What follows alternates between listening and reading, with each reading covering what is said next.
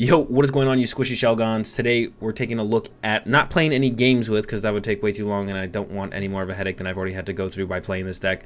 Taking a look at the Infinite Loop, Shed Ninja, Lock, Zeb Striker, Arangaroo control deck. Now, this is the list I played at my League Cup recently to take a dub, but I also did get top 8 with this deck at Santa Clara Regionals. This kind of just an improved list, in my opinion, on what I did play at Santa Clara Regionals. So yeah, this is the list that I used to win the League Cup.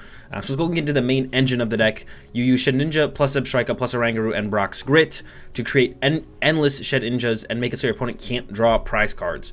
So eventually you'll pretty much win every game by your opponent draw passing or draw attacking and then them never drawing prize cards. So you'll eventually actually just win the game through that. But with the time per round in Pokemon, you actually there's not enough time in a round for you to actually win through that.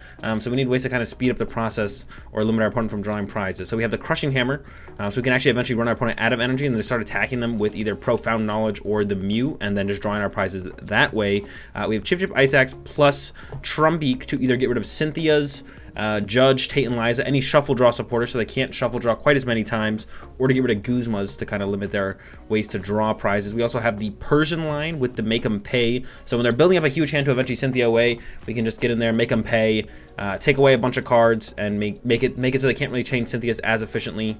So that's why the Persian is in there. Crushing Hammer, I think I already just went over the Crushing Hammer. We have Mars to do a similar thing like Persian, but when their hand is smaller and we still want to keep taking cards away, we have the Mars in there for that.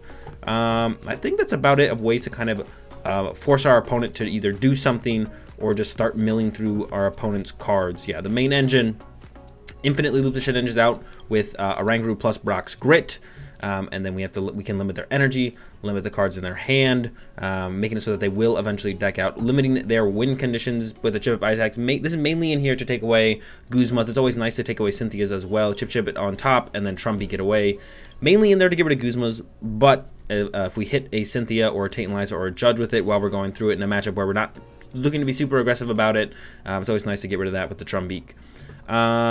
Champions Festival is in here to help limit the damage potential from our opponent's Mews. That is one card we actually want to look to KO in any matchup where it comes up, either with our own Mew or we can set up for a Profound Knowledge. But while they are sitting there and using their Mew, we want to kind of reduce the damage it can deal to our side of the field with the Champions Festival.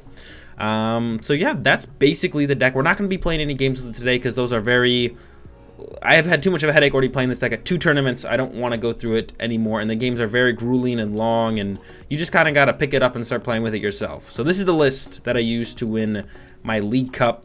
Played a very similar list at Santa Clara Regionals. I added the Meowth, Crushing Hammer, and second Tate and Liza. I'm not convinced you need a second Tate and Liza, but I added it because I was like, I want to be able to have a little bit more options against the control matchup, get a little bit more maneuverability. We still have the 2 Ingo and Emmets in here to give us a little bit more draw power on the mid game, just to get up to set ourselves to the deck out to where we set up our lock. But yeah, I added the Meowth and Crushing Hammer, as well as the Chip Ice Axe over the Hiker from the list from Santa Clara to give myself a little bit more pressure in win conditions besides my opponent going draw, attack, pass, draw, attack, pass. Force them to find energy by using the Crushing Hammer. Make it so that we don't only have one use of Persian through the Ditto, and make it so we can constantly just keep benching Meowth and get that, have Persian pressure every single turn and being like, well, if you're going to hold that hand, there's a possibility I'm going to come up and use Make 'em Pay and get rid of some of those cards. So yeah, this is the way the list has evolved so far. I might come at you guys with a 3rd version of this deck soon. Who knows? We'll have to see.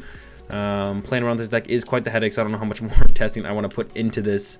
But maybe it is just that good. Anyways, guys, that's going to do it for this video. Hope you enjoyed it. If you did enjoy it, be sure to subscribe. Be sure to give the video a like. If you're enjoying the content, be sure to subscribe. Leave your thoughts in the comment section down below. How much do you guys hate this deck? Do you hate it as much as I do?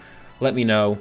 Check out the links in the description to my live stream and social medias. Have a good day, and thanks for watching, and peace.